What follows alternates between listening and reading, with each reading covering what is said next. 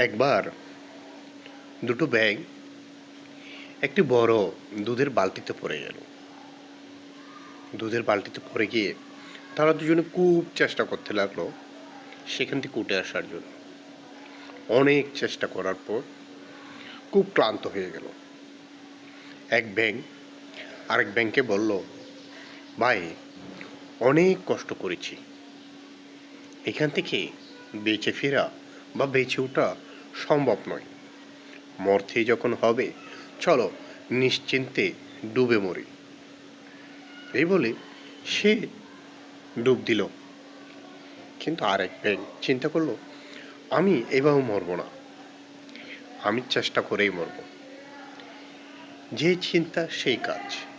সে অনেক চেষ্টা করতে লাগলো। চেষ্টা করতে করতে একসময় সূর্য ডুবে গেল, রাত চলে আসলো। সে পুনরায় চেষ্টা চালিয়ে যেতে লাগলো। এক সময় দুধ জমে দই হয়ে গেল। আর চেষ্টা করা ব্যাঙটি দইয়ের উপর থেকে এক লাফে নিজের জীবনটা বাঁচিয়ে নিল। আর যে ব্যাঙটি নিশ্চিন্তে ডুবেছিল সে মরে গেল। আমাদেরও জীবনটাকে একটি দুধের বালতি মনে করতে হবে।